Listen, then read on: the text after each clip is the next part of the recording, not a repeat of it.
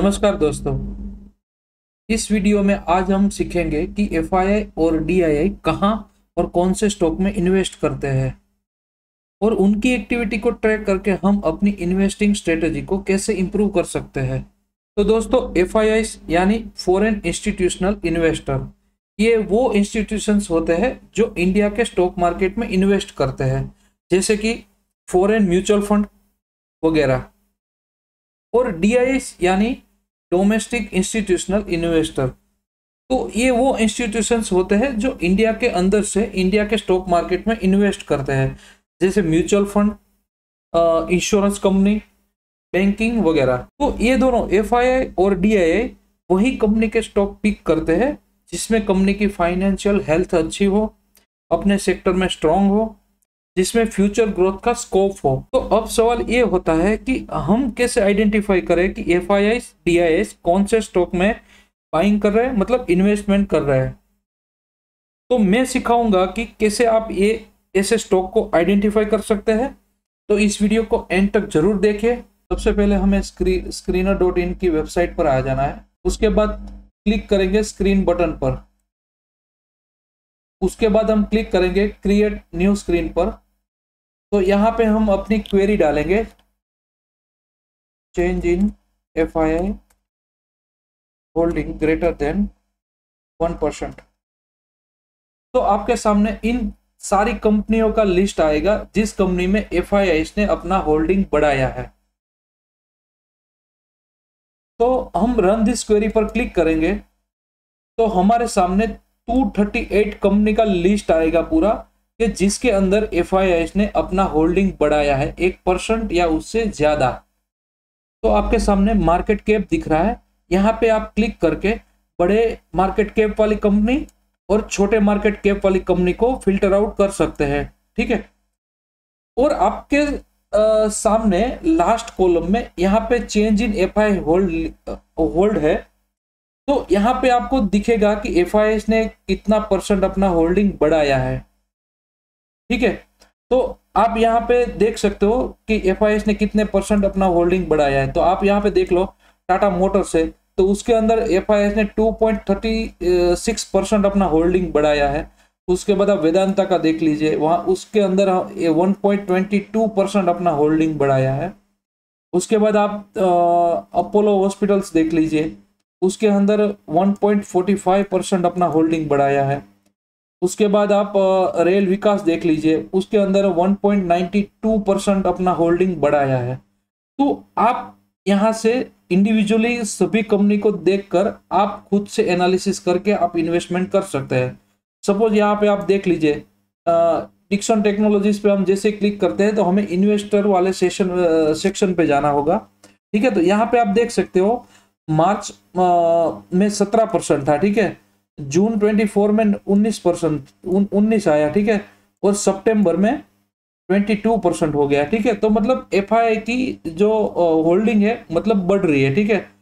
उसके बाद आप एनालिसिस करो, मोटा मोटा आप देख लीजिए कि कंपनी का क्वार्टरली रिजल्ट्स क्या आ रहे हैं। मतलब यहाँ पे आप देख रहे हो तो कंटिन्यू मतलब क्वार्टरली अच्छी कंपनी अपना परफॉर्म कर रहा है, ठीक है। अच्छी कंपनी परफॉर्म कर रही है।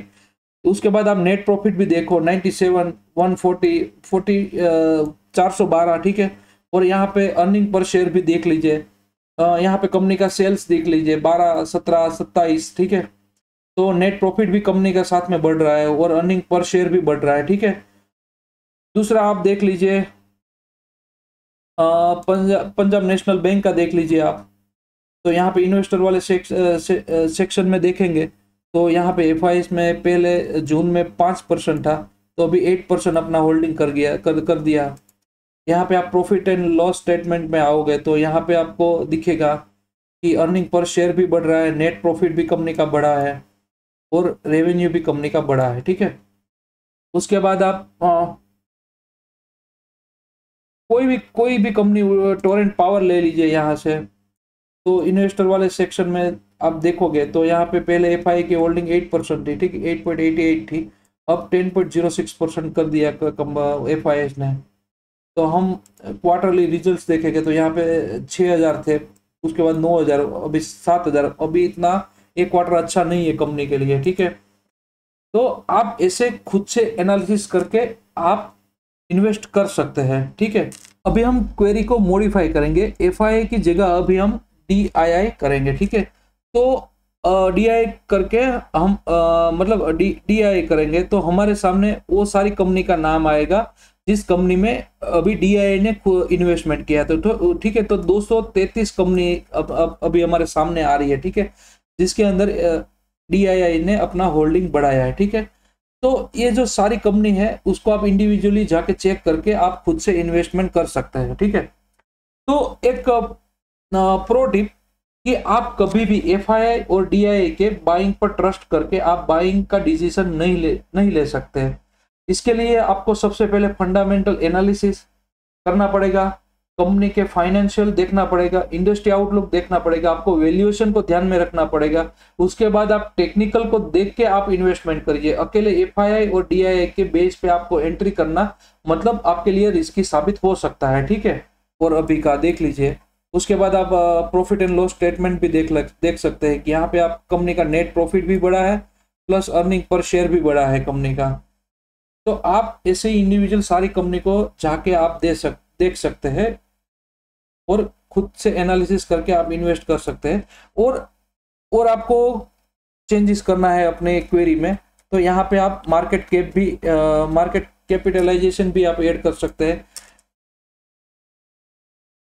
Greater than 5000। तो अभी हम क्वेरी को और मॉडिफाई करेंगे तो जहां पे हम एफआईआई और डीआईआई दोनों का हम चेक करेंगे। ठीक है, तो एफआईआई होल्डिंग 1%।